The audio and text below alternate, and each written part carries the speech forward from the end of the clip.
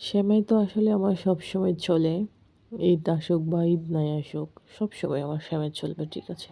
আর নুডলসের কথা তো বলাই যাবে না। নুডলস সবসময়ের জন্য ফেভারিট।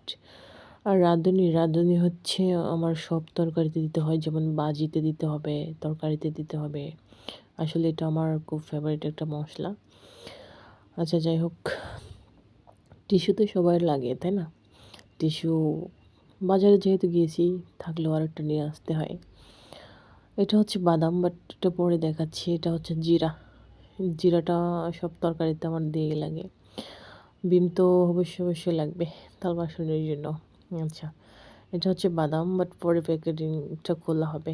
সানসিল্ক তো অবশ্যই আমি দিই, বাট বোতল আমার দিতে ভালো লাগে না। হ্যাঁ, আমি এটাই দিই। আর সানসিল্ক না দিলে আমার চুল একদম থাকবে না মাথায়। ডাব ইউজ করলে আমার চুল একদম চলে যাবে। জাফরান তো আমার অবশ্যই দেয়া লাগবে। আজ ৪ বছর ধরে আমি জাফরান দিই। আমার চুলের কন্ডিশনার কি আপনারা দেখছেন? জানাবেন। এটা হচ্ছে ১ নাম্বারটা। এখানে একটু পানি দিলে বুঝতে পারবেন যে আপনি যে ১ নাম্বার না ২ নাম্বার। আর ভিটামিনটা তো জাফরানের সাথে মিক্স করে দিবেন।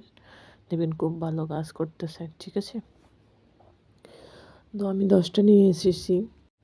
অ্যালোভেরা হচ্ছে আমার সবসময় লাগে আরকি। আমি আসলে লিপস্টিক দিই না, হ্যাঁ? অ্যালোভেরা হচ্ছে একটু টক, একটু গোলাপি হয়ে থাকে। এটা দেখতেও সুন্দর লাগে। আর এটা হচ্ছে অনেকক্ষণ থাকে। লিপস্টিক তো দিচ্ছি মুছে গেল, তাই না? এটা হচ্ছে আপনার সারাদিনই আপনি টুটে রেখে দিতে পারবেন। মানে এখানে ২ নাম্বার ১ নাম্বার আছে আরকি। ভালোটা দেখে নিবেন সবাই। আর হচ্ছে আমি যেটা ব্যালকনিতে বাগান করি, হ্যাঁ? আমার বাগান তো আপনারা দেখেন নাই, বাট একদিন দেখাবো আপনাদেরকে। ধনিয়া পাতা নিয়ে আসছি, ঠিক আছে? ধনিয়া বিচি আরকি। ওটা হচ্ছে লাগাবো ব্যালকনিতে। এটা লাল শাকের বিচি, এটাও হচ্ছে আমি ব্যালকনিতে লাগাবো। এটা আরেকটা ধনিয়া পাতা, আমার কাছে খুব আসলে ধনিয়া পাতা সব তরকারিতে ভালো লাগে, তো সেজন্য আমার অবশ্যই দিতে হয়। কলমি শাক তো আমার বেশি ফেভারিট। আর ডাক্তার আমাকে বলেছে যে কলমি শাকটা খুব খেতে।